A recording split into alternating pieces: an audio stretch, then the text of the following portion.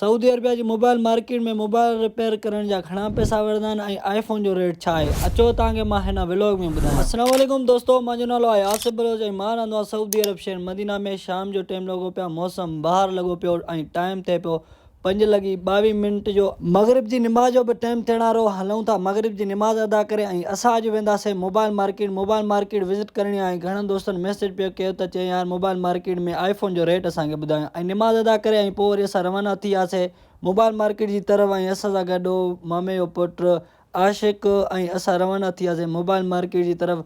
कचहरी कंदा, हाल वाल कंदा ऐं सभु दोस्त कमेंट में ॿुधायो त कहिड़े शहर में व्लॉग ॾिसो था, पंहिंजे शहर जो नालो कमेंट में मूंखे लाज़मी ॿुधाइजो। माशाल्लाह हे आहे सऊदी अरब जी मोबाइल मार्केट। हिते तव्हांखे हर मोबाइल मिली सघे थी, आईफोन 17, आईफोन 16 ऐं हिते बि दुकानदारनि जा हाल पुरान लॻा पिया आहिनि आशिकी माशकुई में।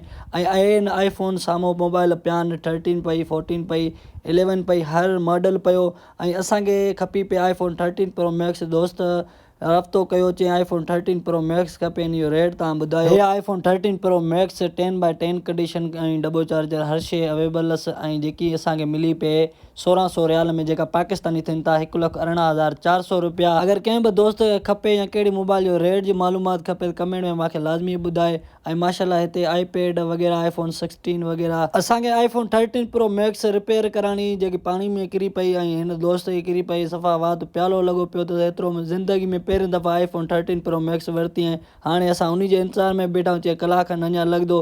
पोइ असां अची ॿाहिरि बीह रहियासीं ऐं हिन मौसम ऐं हिन मार्केट जो व्यू वठंदे ऐं पोइ बसि थोरी बुख लॻी, चांहि खाइण ते मूड थियो। पोइ बसि वठी आयासीं बाबा आलू चिप्स, जेका असांखे मिलिया 5 रियाल जा।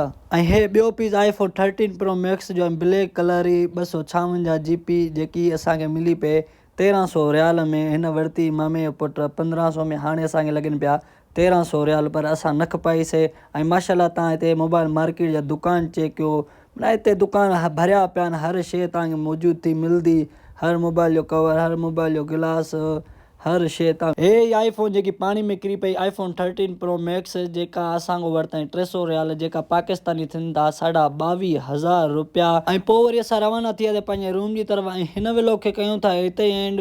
अगरि तव्हांखे व्लॉग पसंदि आयो हुजे त लाइक शेयर रिपोस्ट लाज़मी कजो। वरी मिलंदासीं नए व्लॉग में। अल्लाह हाफ़िज़।